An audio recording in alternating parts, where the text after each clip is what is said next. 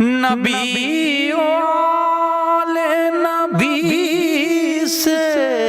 بڑھا وقار سخن، یہی سخن ہے حقیقت میں تاج دار سخن۔ ناظرین کرام، السلام علیکم ورحمۃ اللہ وبرکاتہ۔ لا حول ولا قوة الا باللہ العلی العظیم۔ اعوذ باللہ من الشیطان الرجیم۔ بسم اللہ الرحمن الرحیم۔ الحمد للہ رب العالمین والصلاة والسلام علی خیر خلقہ محمد وآلہ الطیبین الطاہرین، ولعنۃ اللہ علی اعدائہم اجمعین من یومنا ھذا الی قیام یوم الدین۔ اما بعد، فقد قال اللہ تبارک و تعالی فی القرآن الحکیم۔ بسم اللہ الرحمن الرحیم۔ ان الدین عند اللہ الاسلام۔ ارشاد پروردگار ہو رہا ہے کہ بے شک دین اللہ کے نزدیک اسلام ہے۔ اسلام کے اگر آپ جو اس کے روٹ لفظ ہے وہ ہے سلم، جس کے معنی سلامتی کے ہیں، اور اسی سلامتی کے پیش نظر ہی پیغمبر اکرم نے جب ایک مسلمان کی تعریف کی تو آپ نے فرمایا المسلم من سلم المسلمون من یدہ و لسانہ، کہ مسلمان وہ ہے جس کے ہاتھ اور زبان سے دوسرے مسلمان محفوظ رہیں۔ لیکن جس وقت آپ نے مومن کی تعریف کی ہے تو اس کو بہت ہی وسعت آپ نے عطا فرمائی ہے۔ آپ نے فرمایا کہ المؤمن من امن جارہ بوائقہ، کہ مومن وہ ہے جس کے خطروں سے اس کا پڑوسی محفوظ رہے۔ اب یہاں پر اگر آپ غور فرمائیں تو ایک فرق ہے، آپ نے یہ نہیں فرمایا کہ مومن وہ ہے جس کے خطروں سے اس کا مسلم پڑوسی محفوظ رہے یا مومن پڑوسی محفوظ رہے۔ ہمارے پڑوس میں رہنے والا کوئی ہمارا ہم مسلک بھی ہو سکتا ہے، ہم مذہب بھی ہو سکتا ہے، ہمارے فرقے سے تعلق رکھنے والا بھی ہو سکتا ہے، اور کوئی غیر بھی ہو سکتا ہے۔ اس کا مطلب یہ ہے کہ ایمان بلا تفریق مذہب و ملت امن کا عنوان ہے اور صلح و سلامتی کا پیغام ہے۔ جہاں تک امن و امان اور صلح و سلامتی کا تعلق ہے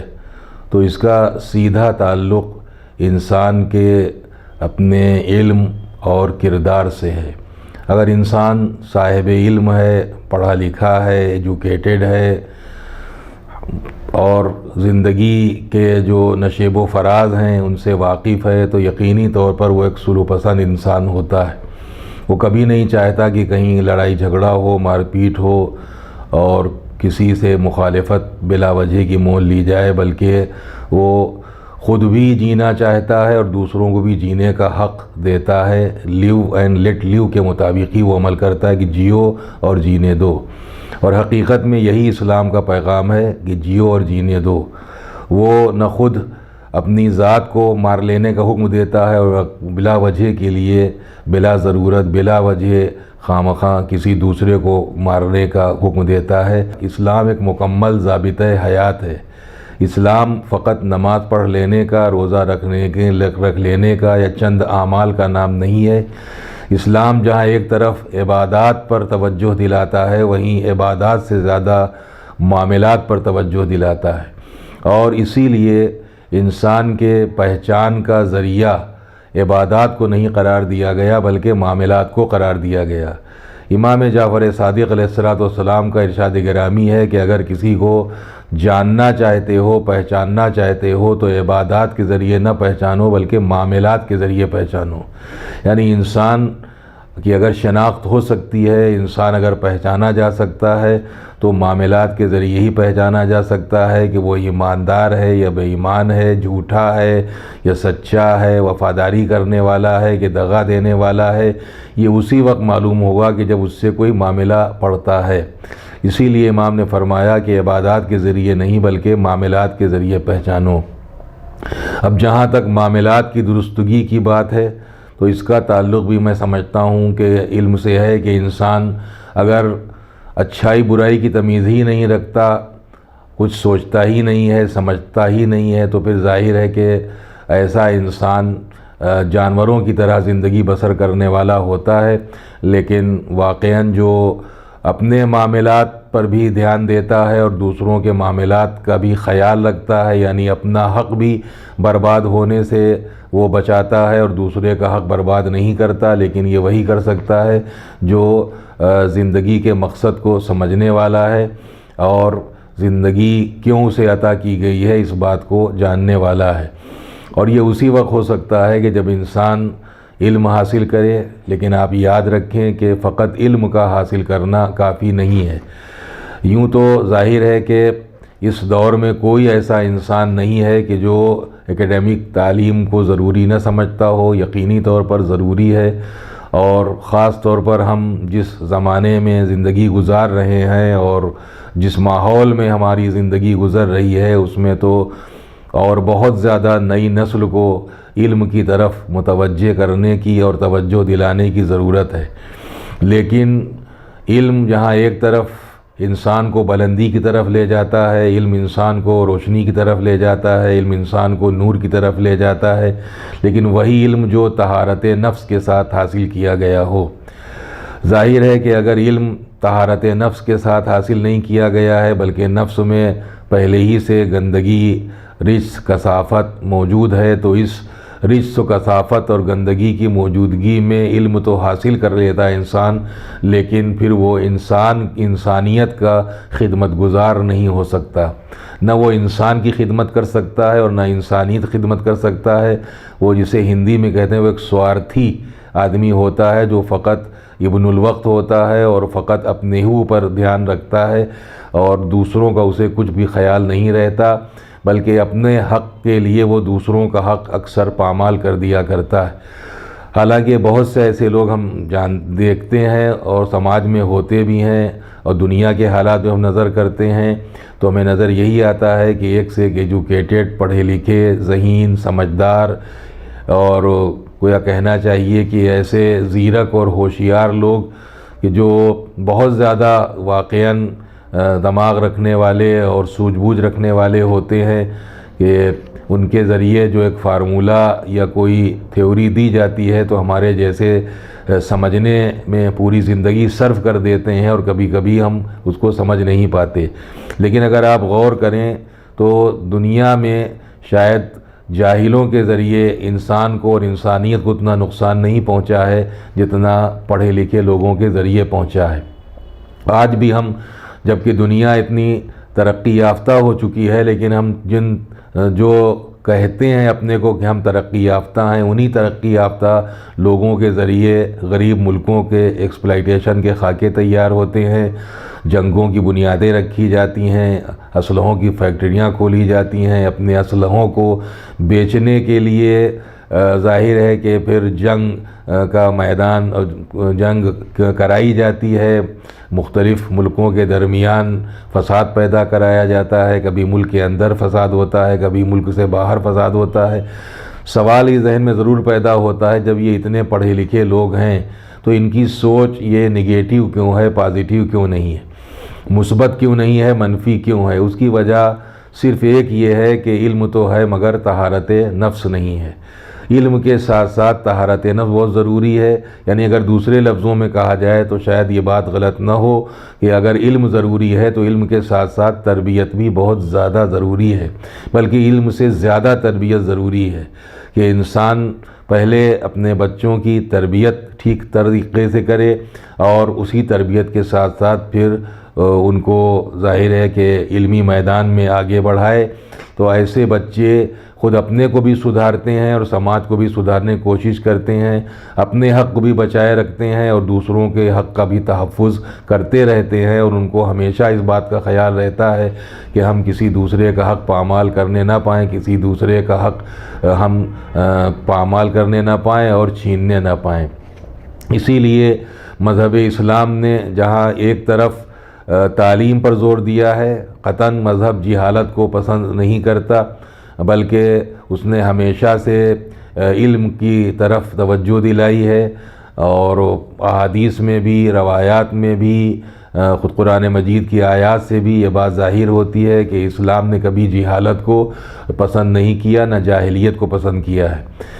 ہاں صرف یہ بات ضرور ہے کہ اس نے جہالت کو دور کرنے کے لیے علم کا نعرہ دیا اور جاہلیت کو دور کرنے کے لیے اس نے تربیت کا نعرہ دیا ہے۔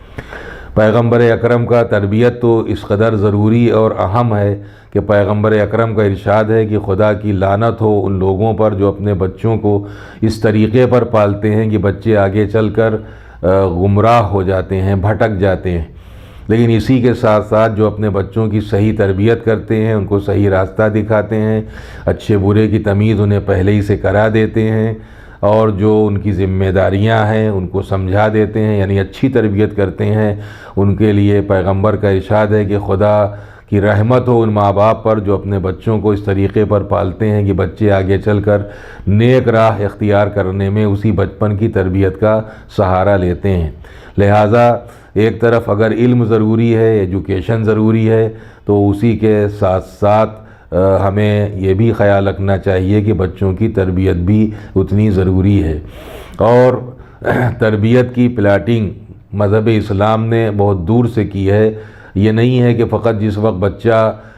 بطن مادر سے آغوش مادر میں آیا یا وہ جب بڑا ہو گیا اور سمجھدار ہو گیا تب اس کو بتایا جائے، بلکہ میں سمجھتا ہوں کہ ماں باپ کو پہلے متوجہ کیا گیا ہے اس بچے کی صحیح تربیت کے لیے۔ اسی لیے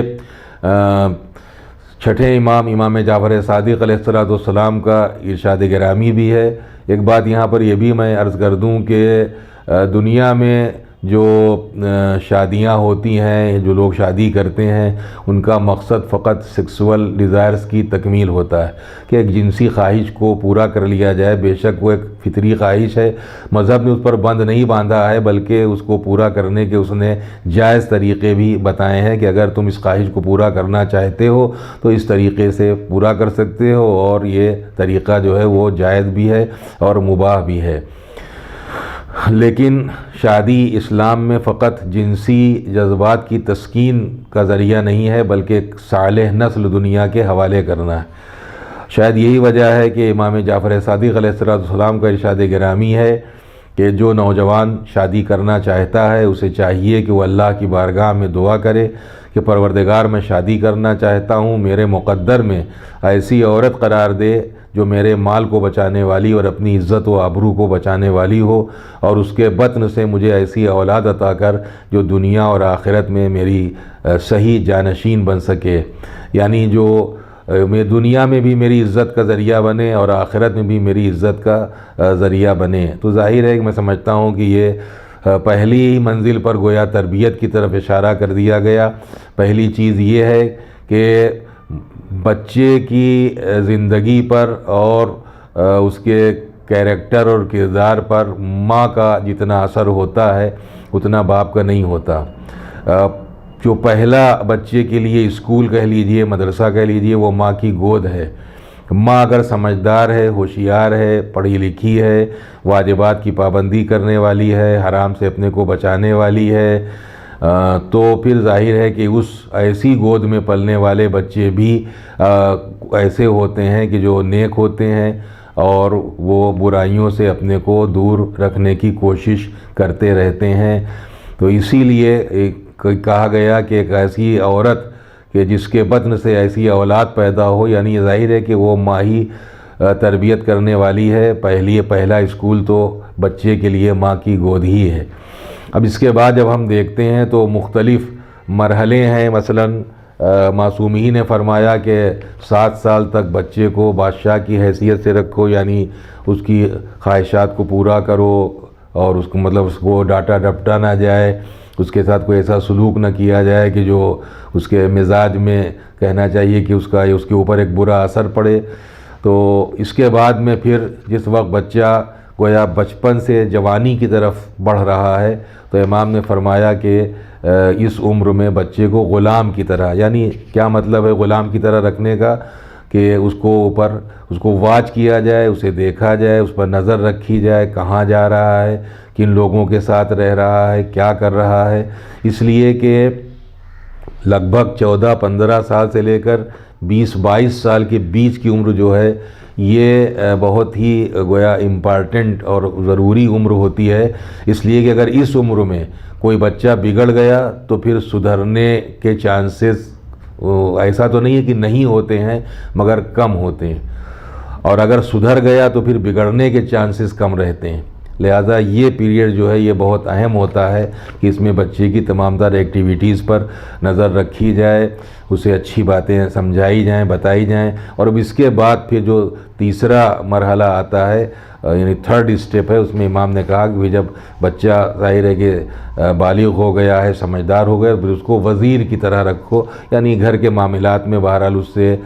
پوچھا جائے، رائے لی جائے، اس سے مشورہ کیا جائے تاکہ وہ خود ابھی سے اپنی ذمہ داری کو محسوس کر سکے اور یہ سمجھ سکے کہ میں بھی اس گھر کے لوگوں میں ایک ایسا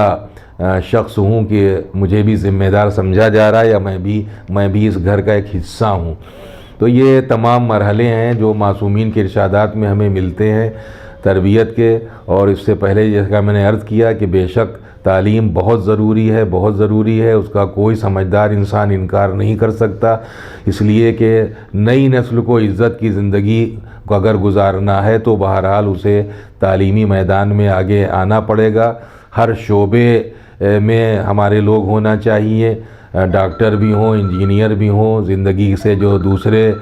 تعلق رکھنے والے امور اور شعبے ہیں اس میں بھی کام کرنے والے ہوں۔ بہرحال تعلیم سے کہیں انکار نہیں کیا جا سکتا، لیکن تعلیم کے ساتھ ساتھ تربیت بھی ضروری ہے۔ بات تربیت کی ہو رہی ہے اور اسی مرحلے میں پھر تربیت کے لیے بھی ضروری ہے، میں یہ بھی عرض کر دوں کہ اگر جیسا کہ میں نے ابھی عرض کیا تھا اس سے پہلے کہ علم نور کی طرف لے جاتا ہے، علم روشنی کی طرف لے جاتا ہے، بلندی کی طرف لے جاتا ہے، لیکن وہی علم جو طہارت نفس کے ساتھ حاصل کیا گیا ہو۔ اگر میں اس جگہ پر ایک مثال دے دوں تو شاید بات واضح ہو جائے کہ اگر ہمارے سامنے کچھ کتابیں کہیں رکھی ہوئی ہیں اور آپ مجھ سے یہ کہیں کہ ذرا ان کتابوں کو الماری میں سجا دو، تو الماری میں یہ کتابیں سجائی کب جا سکتی ہیں؟ جب الماری کے سارے خانے خالی ہوں اور صاف ستھرے ہوں، تو سائز کے اعتبار سے پھر ان خانوں میں کتابوں کو لگا دیا جائے گا۔ لیکن اگر پہلے ہی سے الماری کے خانوں میں دنیا بھر کا کوڑا کرکٹ بھرا ہوا ہے تو اس کوڑے کرکٹ اور کچرے کی موجودگی میں کتابوں کو ٹھونسا جا سکتا ہے لیکن سجایا نہیں جا سکتا۔ ضرورت ہے کہ پہلے الماری کو صاف کیا جائے، اس کے بعد پھر کتابیں سائز کے اعتبار سے لگائی جائیں۔ تو عزیزان گرامی، تقریباً یہی حال ہے ہمارے بچوں کی ذہن کی الماری کا، کہ اگر گھر کے ماحول کا کچرا اور باہر کے ماحول کا کباڑ پہلے ہی بچے کے ذہن کو گندا بنائے ہوئے ہے، تو اس گندگی کی موجودگی میں اگر یہ کہا جائے تو غلط نہ ہوگا کہ علم کو ٹھونسا جا سکتا ہے مگر سجایا نہیں جا سکتا۔ اب جس طریقے سے کتابوں کو اگر ہم جبراً اس کچرے اور کوڑے اور کرکٹ کی موجودگی میں کہ الماری میں رکھیں گے تو گویا ٹھوسنا ہی ہے وہ، کہ اس میں کسی کتاب کی جلد الگ ہوگی، کسی کی بندش الگ ہوگی، کسی کا ورق پھٹے گا، یعنی کتابوں کی درگت تو ہو سکتی ہے لیکن کتابیں سجائی نہیں جا سکتی۔ اسی صورت سے اگر بچے کا ذہن پہلے سے گندا ہے تو اس گندگی کی موجودگی میں علم کو ٹھونسا جا سکتا ہے، یعنی اس کی درگت تو ہو سکتی ہے لیکن علم کا جو فائدہ انسان کو حاصل ہو سکتا ہے وہ حاصل نہیں ہو سکتا۔ اسی لیے مذہب اسلام نے ایک اچھا، اور حقیقت یہ ہے کہ اسلام جو چاہتا ہے کہ جو انسان ہے ایک اچھا انسان بنانے کا قانون دیتا ہے تاکہ اس قانون پر عمل کر کے ایک انسان اچھا انسان بن سکے۔ اچھا انسان وہی ہے کہ جو اپنے حق کو بھی پامال نہ ہونے دے اور دوسرے کا حق بھی پامال نہ کرے۔ لیکن اچھا انسان بننے کے لیے ہمارے پاس بہت سے ایسے آئیڈیل موجود ہیں کہ جنہوں نے ہمیں خود بھی وہ اچھے انسان تھے اور ہمیں اچھا انسان بنانے کے لیے انہوں نے کبھی خطبہ دیا ہے اور کبھی کوئی ہدایات دی ہیں۔ چنانچہ پیغمبر اکرم کی حیات طیبہ ہو یا امیر المومنین سے لے کر اب 12ویں سیرت تو بھی ہمارے سامنے ہے نہیں، انشاءاللہ جب امام ظہور فرمائیں گے تب سامنے آئے گی، لیکن بہرحال امیر المومنین سے لے کر امام حسن عسکری علیہ السلام تک 11 سیرتیں ہمارے سامنے ہیں۔ یہ وہ حضرات تھے جو کامل و اکمل و مکمل تھے۔ یہ وہ حضرات تھے کہ ان کے دامن پر تو ترک اولا کا دھبا نہیں تھا، تو ایک کامل اور مکمل انسان، یعنی سب سے بھلا انسان اگر ہو سکتا ہے تو یہی حضرات تھے۔ ان سے بہتر اس کائنات میں کوئی بھی نہ ہوا ہے اور نہ ہوگا۔ اور جن کو ہم 14 معصومین کہتے ہیں، 14 معصوم کہتے ہیں، ان 14 معصومین میں سب سے بڑا مرتبہ تو خود پیغمبر اکرم کا ہے، اور اس کے بعد پھر امیر المومنین ہے، اور ان کے بعد پھر اور دیگر ائمہ معصومین علیہم الصلاۃ والسلام ہیں۔ لیکن یہاں پر یہ بھی سمجھنا ضروری ہے کہ ایک طرف تو ہم دیکھتے ہیں کہ 13 معصوموں کی ذات ہے، اور دوسری طرف صنف نسواں میں ہمیں ایک جناب فاطمہ زہرا نظر آتی ہیں، اور جناب فاطمہ زہرا کا کیریکٹر، آپ کا کردار اور آپ کی تمام تر ایکٹیویٹیز وہ رہتی دنیا تک تمام عورتوں کو ایک سبق دے رہی ہیں۔ میں نے ابھی عرض کیا تھا کہ ایک ماں کی گود ہی بچے کے لیے پہلا اسکول ہوتی ہے، اور اگر ماں سمجھدار ہے تو بچے کو اسی اعتبار سے اس کی تربیت کرتی ہے، اس کی تعلیم کی دیکھ ریکھ کرتی ہے۔ اب آپ اگر اس سلسلے میں چونکہ بات آ گئی ہے، لہذا جو خواتین بھی سن رہی ہیں ان کے لیے کہ میں سمجھتا ہوں کہ تمام خواتین کے فخر کے لیے یہی کافی ہے کہ اگرچہ کوئی عورت نبی نہیں ہوئی ہے، رسول نہیں ہوئی ہے، امام نہیں ہوئی ہے، لیکن ان کے فخر لیے کافی ہے کہ ان کی گود کے پالے نبی ہوئے ہیں، ان کے گود کے پالے رسول ہوئے ہیں، ان کی پروان چڑھائے ہوئے امام ہوئے ہیں۔ جناب فاطمہ زہرا ایک ماں کی حیثیت سے، جناب فاطمہ زہرا ایک زوجہ کی حیثیت سے، جناب فاطمہ زہرا ایک بیٹی کی حیثیت سے اگر دیکھا جائے تو بیٹی اور بیٹی کے بعد پھر زوجہ، اور زوجہ کے بعد ماں، 3 مرحلوں سے عام طور پر ایک عورت گزرتی ہے۔ تو بیٹی کی حیثیت سے پیغمبر اکرم خود تعظیم کے لیے اٹھتے ہیں، وہ برابر آپ سنتے رہتے ہیں۔ لیکن دوسرا مرحلہ جو زوجہ کی حیثیت سے آتا ہے، ظاہر ہے کہ اگر شوہر کے حقوق کو زوجہ ادا کرنے والی ہے تو ایسی زوجہ پھر اپنے بچوں کی تعلیم و تربیت کا بھی یقینی طور پر خیال رکھتی ہے۔ تو ماں کی، زوجہ کی حیثیت سے تو ایسی جناب فاطمہ زہرا کی ہمیں شخصیت نظر آتی ہے کہ جب امیر المومنین سے عقد ہونے کے بعد آپ رخصت ہو کر مولا کے گھر میں آئی ہیں، اور صرف 1 رات گزری تھی، تو صبح کو جب پیغمبر کی ملاقات امیر المومنین سے ہوئی تو آپ نے اپنی بیٹی کے لیے پوچھا کہ یا علی تم نے فاطمہ کو کیسا پایا؟ اس وقت مولا نے جواب دیا تھا کہ یا رسول اللہ، میں نے فاطمہ کو عبادت پروردگار میں اپنا مددگار پایا ہے۔ اب یہاں پر ایک میسیج ہے، ایک پیغام ہے کہ اپنی زندگی میں آنے والی عورت صرف شریک حیات ہی نہ ہو بلکہ شریک مقصد حیات بھی ہو، اور جو شریک مقصد حیات ہے، جو زندگی کے مقصد کو سمجھنے والی ہے، وہی زوجہ ایک بہترین ماں کا کردار ادا کر سکتی ہے، وہی اپنے بچوں کی صحیح تعلیم و تربیت کا خیال رکھ سکتی ہے۔ اور ماں کی حیثیت سے ظاہر جناب فاطمہ زہرا کو جب ہم دیکھتے ہیں تو بہترین مربیہ، بہترین تربیت کرنے والی، ان سے بڑھ کر کون سی ماں ہو سکتی ہے جو بچوں کی تربیت کرنے والی ہو۔ لیکن اگر جناب فاطمہ زہرا کا انداز تربیت دیکھنا ہے تو ہم ثانی زہرا جناب زینب کو، حضرت ام کلثوم کو مثال کے طور پر پیش کر سکتے ہیں، اور حقیقت میں یہ جناب فاطمہ زہرا کی تربیت کا ہی اثر تھا کہ جہاں کربلا کے میدان میں ہم دیکھتے ہیں کہ ایک طرف ثانی زہرا جناب زینب 9 محرم کو عصر کے وقت، 9 محرم عصر کے وقت یہ سوچ کر بے ہوش ہو جاتی ہیں کہ شاید میرا بھائی اب شہید کر دیا جائے گا، لیکن وہی ثانی زہرا جناب زینب ہیں کہ جو تقریباً 24 گھنٹے کے بعد جب اپنے اسی بھائی کا کٹا ہوا سر نوک نیزہ پر دیکھتی ہیں تو اب بے ہوش نہیں ہوتی۔ کیوں؟ میں سمجھتا ہوں یہ صرف جناب فاطمہ زہرا کی تربیت تھی، احساس ذمہ داری۔ ایک اچھا انسان، اسلام ایک اچھا انسان بنانے کے لیے آیا ہے، وہ ایک ہر انسان کو اچھا انسان دیکھنا چاہتا ہے۔ اس کے سارے قوانین اسی بنیاد پر ہیں، اسی بیس پر ہیں کہ انسان میں انسانیت باقی رہے، وہ انسانیت کی سطح سے گر کے جانور اور جانور سے بدتر نہ ہونے پائے۔ اور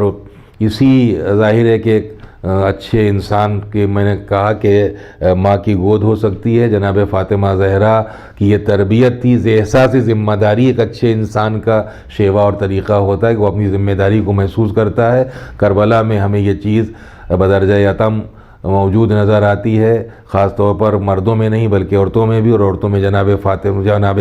زینب کبریٰ ہیں. میں نے ابھی عرض کیا کہ 9 محرم کو بے ہوش ہوتی ہیں عصر کے وقت، لیکن 10 محرم کو عصر کے وقت بے ہوش نہیں ہوتی، اس لیے کہ احساس ذمہ داری ہے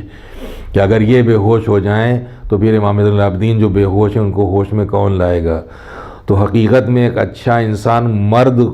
کو بھی اسلام چاہتا ہے کہ ایک اچھا انسان وہ بنے، اور عورت کے لیے بھی وہ یہی چاہتا ہے کہ ایک عورت بھی ایک انسانیت رکھنے والی ہو، اپنے بچوں کا خیال رکھنے والی ہو، اپنے شوہر کا خیال رکھنے والی ہو، اپنے کنبے کو سنبھالنے والی ہو، اپنے گھر کو بنانے والی ہو بلکہ بگاڑنے والی نہ ہو، وہ جوڑنے والی ہو، توڑنے والی نہ ہو. تو مرد اور عورت کے درمیان اسلام نے کوئی تفریق، کوئی فرق نہیں رکھا ہے، اس لیے کہ جو روح ایک مرد میں کام کرتی ہے وہی روح ایک عورت میں بھی کام کرتی ہے. ایسا نہیں ہے کہ مرد اگر نیک کام کرے گا تو جزا زیادہ ملے گی، اور عورت اگر نیک کام کرے گی جزا کم. نہیں، جزا اور سزا کے معاملے میں دونوں کو برابر رکھا گیا ہے. جسمانی اعتبار سے ضرور فرق ہے، لیکن معنوی اور روحانی اعتبار سے مرد و عورت کے درمیان کوئی فرق اسلام نے نہیں رکھا ہے. لہٰذا جو قانون ہے اسلام کا وہ اگر مردوں کو اچھا بنانے کے لیے ہے تو اسی کے ساتھ ساتھ عورتوں کو بھی اچھا بنانے کے لیے ہے کہ مرد اپنا کردار ادا کریں، عورت اپنا کردار ادا کرے. اور جب مرد و عورت دونوں اپنا کردار ادا کرتے ہیں، اپنی ذمہ داریوں سمجھتے ہیں، تو پھر اس گھر کے ماحول میں سکون بھی آتا ہے اور اطمینان بھی آتا ہے. اور اطمینان اور سکون انسان کی زندگی کے لیے بہت اہم ہے. اور ایک اچھے انسان کے اندر بہرحال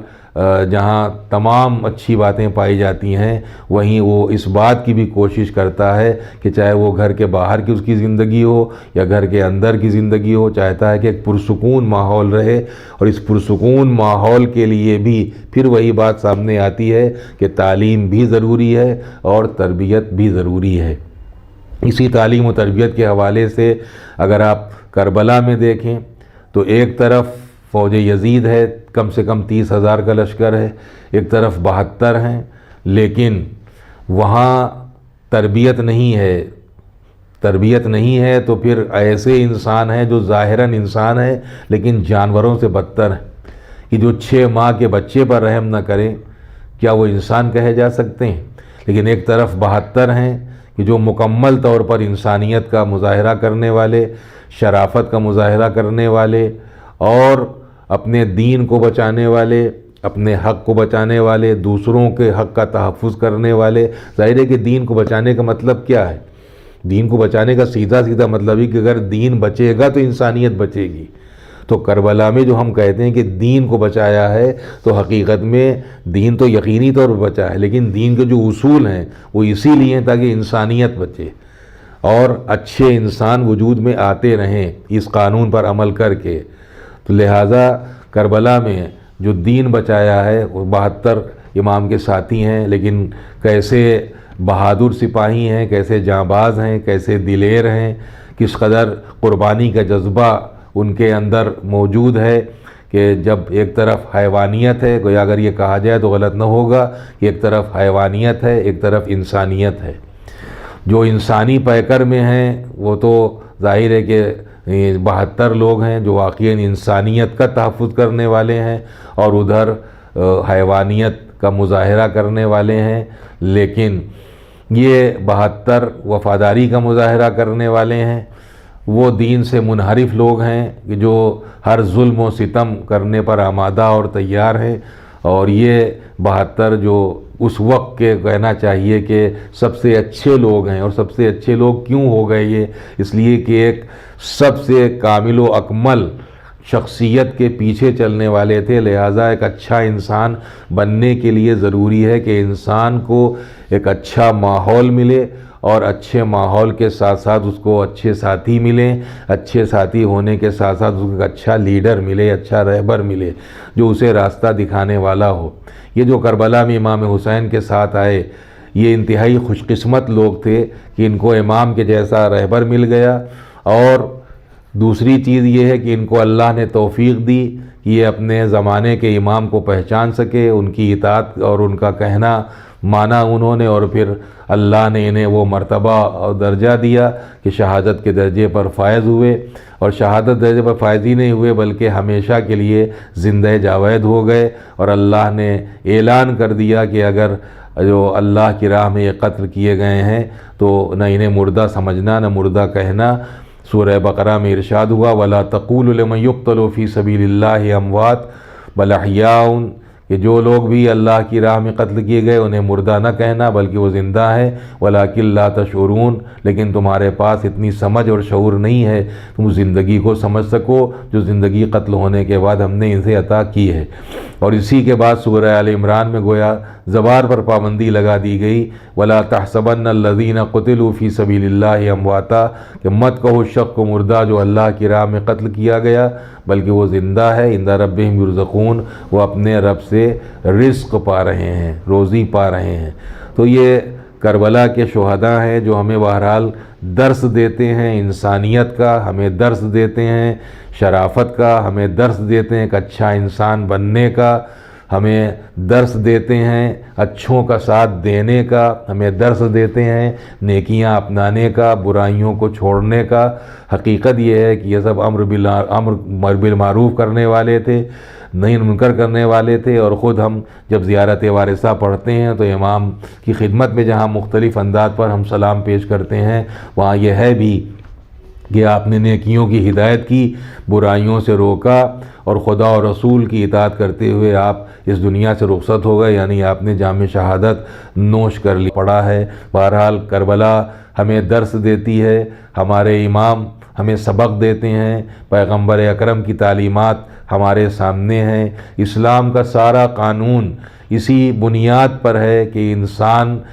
کو اگر اللہ نے شرف بخشا ہے، اسے اشرف مخلوق قرار دیا ہے، تو اس کی اپنی شرافت باقی رکھے، اپنی اشرفیت باقی رکھے۔ جو اشرفیت کا تاج اس کے سر پہ رکھا گیا ہے وہ تاج گرنے نہ پائے، یہ سطح انسانیت سے گر کے جانور یا جانور سے بدتر نہ ہونے پائے، یہ سوکھی لکڑی کے مثل نہ قرار پائے، یہ مثل مردہ نہ ہونے پائے۔ یہی اسلام کا پیغام ہے اور یہی کربلا کا پیغام ہے، یہی معصومین کا پیغام ہے۔ خداوند عالم ہم سب کو توفیق دے کہ ہم اپنے کو ہمیشہ ایک اچھے انسان کی حیثیت سے دنیا میں پیش کر سکیں، اپنی برائیوں پر نظر کریں، ان برائیوں سے اپنے کو بچائیں، اور جو برائیاں اگر اپنے اندر نظر آئیں تو پھر ہم ان برائیوں سے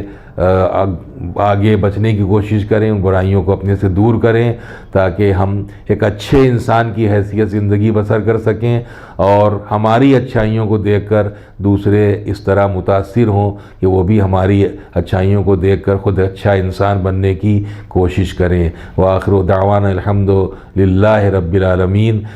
ناظرین، نعت سرور کائنات پیش کر رہا ہوں، سماعت فرمائیں۔ آئیں سمجھ کے دیکھیں عظمت رسول حق کی، آئیں سمجھ کے دیکھیں عظمت رسول حق کی، آئیں سمجھ کے دیکھیں عظمت رسول حق کی۔ قرآن کر رہا ہے، قرآن کر رہا ہے مدحت رسول حق کی، قرآن کر رہا ہے مدحت نگہت رسول حق کی گر دل سے کر رہے ہیں بیعت رسول حق کی گر دل سے کر رہے ہیں بیعت رسول حق کی گر دل سے کر رہے ہیں بیعت رسول حق کی اپنائیے عمل میں سیرت رسول حق کی اپنائیے عمل میں سیرت رسول حق کی یہ تحفہ رسالت یوں ہی نہیں ملا ہے رسول اکرم صلی اللہ علیہ وآلہ وسلم 40 سال اپنے کردار سے اپنے اخلاق سے لوگوں کا دلوں کو جیتا ہے اس کے بعد نبوت کا اعلان ہوا ہے یہ تو رسالت یوں ہی نہیں ملا ہے 40 سال کی ہے محنت رسول حق کی 40 سال کی ہے محنت رسول حق کی ہم آل مصطفیٰ کی دیوری پر کیوں نہ بیٹھیں ہم آل مصطفیٰ کی دیوری پر کیوں نہ بیٹھیں ہم آل مصطفیٰ کی دیوری پا کیوں نہ بیٹھیں یہ فاطمہ کا گھر ہے جنت رسول حق کی یہ فاطمہ کا گھر ہے جنت رسول حق کی آنکھیں علی نے اپنی اس وقت تک نہ کھولی آنکھیں علی نے اپنی اس وقت تک نہ کھولی آنکھیں علی نے اپنی اس وقت تک نہ کھولی محسوس کی نہ جب تک نکہت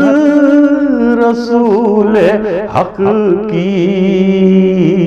محسوس کی نہ جب تک نکہت رسول حق کی کعبے سے کربلا تک عمران کا لہو ہے کعبے سے کربلا تک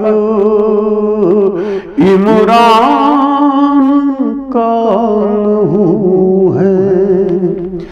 کعبے سے کربلا تک عمران کا لہو ہے،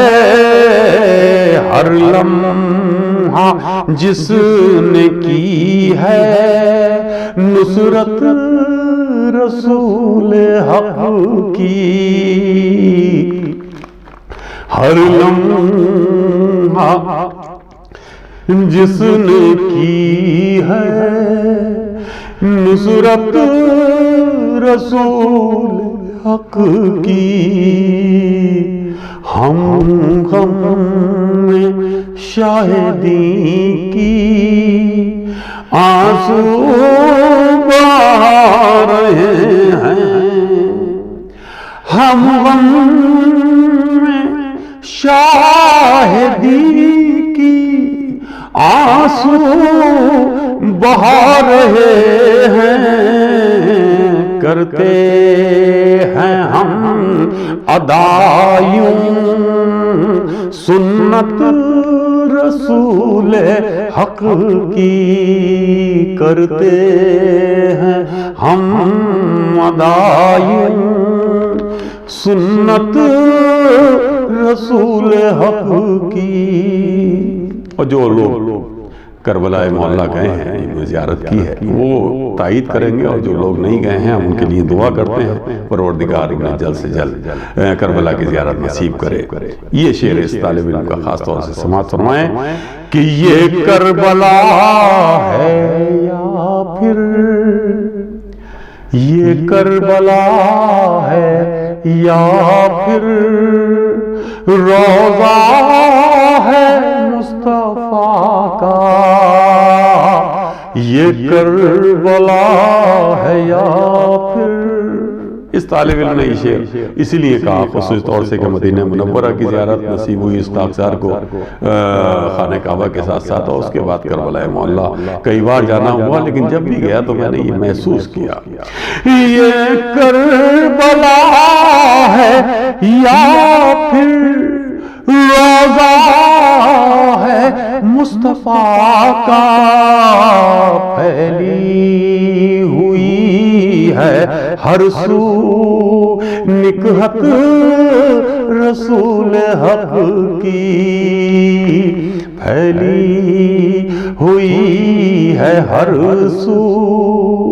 نکہت رسول حق کی، یقیناً رسول کی آل کا خون وہاں بہا، پھیلی ہوئی ہے ہر سو نکہت رسول حق کی، فنکار شاعری میں، فنکار شاعری میں یوں تو بہت ہیں لیکن فنکار شاعری میں، فنکار شاعری میں یوں تو بہت ہے لیکن سب کو کہاں میسر، سب کو کہاں میسر مدحت رسول حق کی، سب کو کہاں میسر مدحت رسول حق کی۔ اور یہ مقطع خاص طور سے سماعت فرمائے ناظرین، بالکل ہٹ کے کہنے کی کوشش کی ہے لیکن جو سچائی ہے، یہ جنت البقیع میں سچ تو سلیم یہ ہے، سچ تو سلیم یہ ہے، یہ جنت البقیع میں سچ تو سلیم یہ ہے، یہ جنت البقیع میں ہے قبور فاطمہ ہی تربت رسول حق کی ہے، قبر فاطمہ ہی تربت رسول حق کی۔ قرآن کر رہا ہے مدحت رسول